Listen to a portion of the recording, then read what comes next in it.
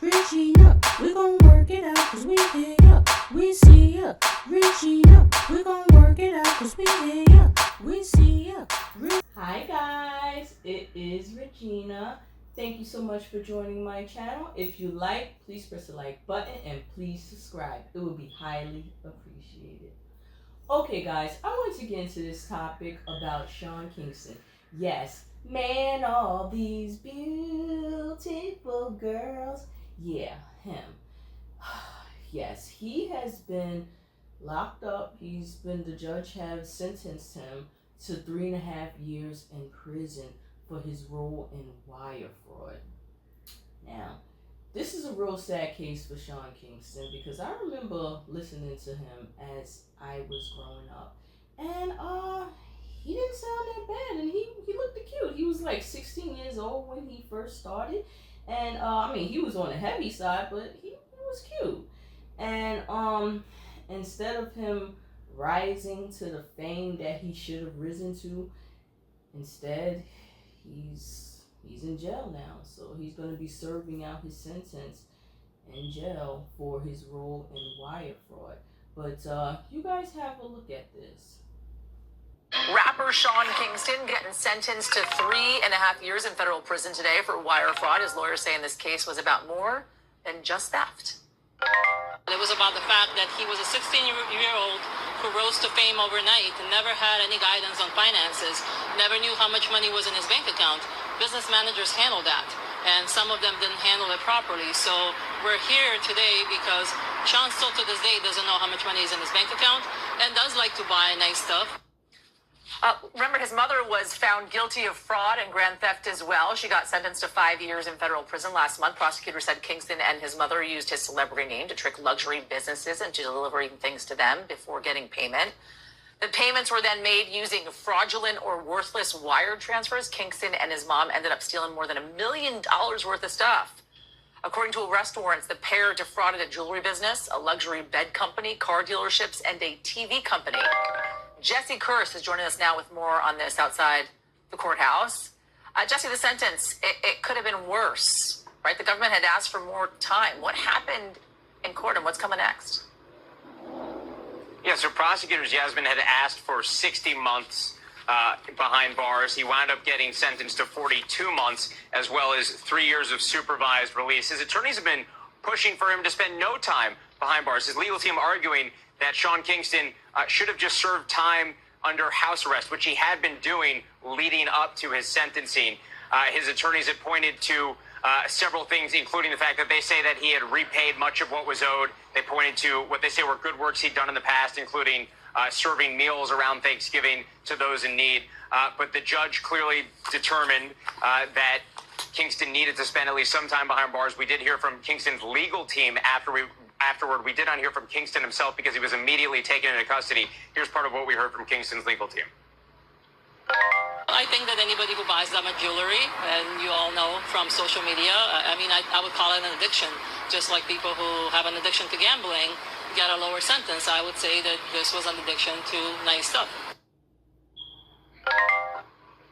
And here's also a look, Yasmin, at some of the figures that have been discussed in this case. And at this point, the amount of restitution is still TBD. There's a hearing set in October, or I should say in October. That is when we are expecting a conclusion to the amount of money that Sean Kingston will still owe, unless there is any kind of agreement reached between prosecutors and the defense team in between between now and then. And that is what played out outside of the courthouse. We're actually in Miami now, so we're in the general area, but that's what played outside the courthouse. Again, we saw Sean Kingston going into the courthouse. He didn't say anything to us when I asked him what he was going to say to the judge, but he did make some brief comments in the courtroom. He made the push to be able to turn himself in, saying he had some medical appointments that he needed to handle before he was taken into custody, but the judge had him immediately remanded to custody, and so now he's going to be spending years now, Yasmin, behind bars. Jesse Kirsch, thank you. Appreciate it. So, as you guys can see, he had a serious role in taking a lot of things that he was using his name for and he basically wasn't paying for it. And he also ended up getting his mom involved in the situation. And it's like he took $480,000 in jewelry, 200,000 and from the Bank of America, $160,000 from an Escalade dealer, and $100,000 from the First Republic Bank, and $86,000 from a customized beds manufacturer. So him and his mom, they was just splurging. And what's sad about this is that when he rose to fame, when he was like 16, he was a poor person before he actually, rose to fame. And I mean, aren't we all? But most of us are poor, and we don't have money for that stuff. So once you start getting that type of money, and you realize, oh my goodness, I got money.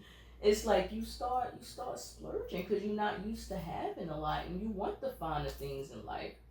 And as his lawyer stated, you could get addicted to those things, just like you could get addicted to gambling.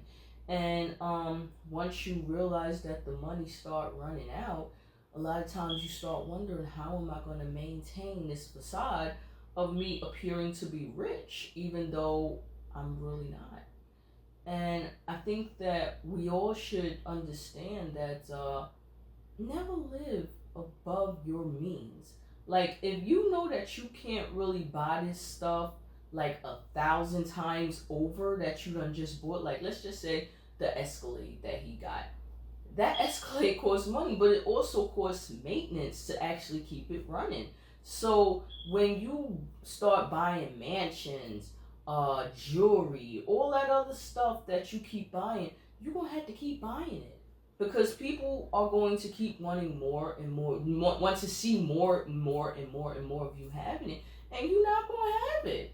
So I think that Sean Kingston, whose real name is Keyshawn Anderson, and his mom, Janice Turner, became a victim of this, of basically stabbing themselves all over with pain because of their determination to stay rich when they really didn't have it like that.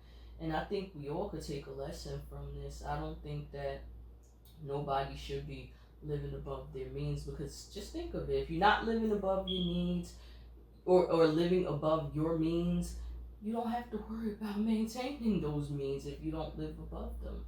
So I do wish Sean Kingston and his mom the best. I do hope that they get their sentences reduced a little bit over time, because Sean did his lawyer stated that he did serve some time on house arrest, and he gave back a lot of the money that he did take, and he was doing some things like serving turkey, I guess, for certain events. So let's just hope that possibly they could get their life back on track, and maybe they could put this behind them. But until then, this is their life. So you guys let me know what you guys think about this, and I guess I'll catch you guys in the next one.